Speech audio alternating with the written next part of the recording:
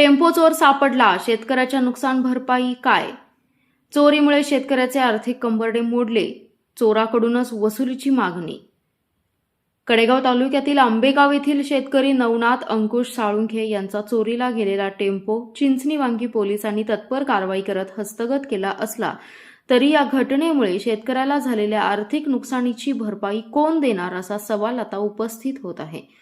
Tempo चोरीमुळे अनेक दिवस शेतमाल वाहतूक ठप्प राहिल्याने साळुंखे यांना मोठा आर्थिक फटका बसल्याची चर्चा परिसरात सुरू आहे. शेती व्यवसायात टेम्पो हे महत्त्वाचं साधन मानलं जातं.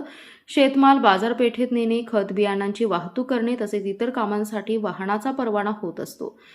टेम्पो चोरीला गेल्यानंतर साळुंखे यांना पर्यायी वाहनांची व्यवस्था करून अतिरिक्त खर्च करावा लागला. त्याचबरोबर वेळेवर माल बाजारात पोहोचू न शकल्याने आर्थिक नुकसानही सहन करावं लागलं असं सांगितलं जातंय.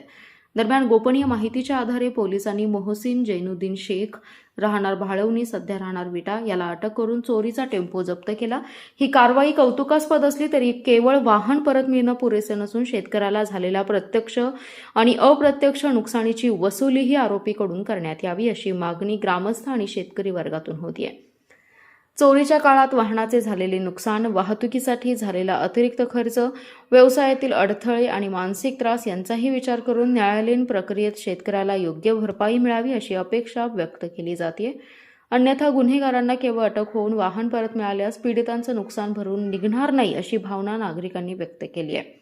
अप्पर पोलीस अधीक्षक विपुल पाटील यांच्या मार्गदर्शनाखाली सहाय्यक पोलीस निरीक्षक राहुल घुगे, उपनिरीक्षक योगेश शेलार, हेड कॉन्स्टेबल विनायक सावळगळे, संपत जाधव, विक्रम कुंभार, योगेश माळी, शरद निकम आणि शिवाजी हिप्परकर यांच्या पथकाने ही कारवाई केली आहे. पुढील तपास सुरू असून आरोपीकडून शेतकऱ्याच्या नुकसानीची भरपाई वसूल करण्यासाठीही प्रयत्न व्हावेत अशी मागणी आता जोर धरू लागली आहे.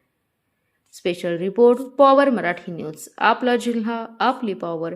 Power Marathi news network. एकच नजर, चौफेर खबर.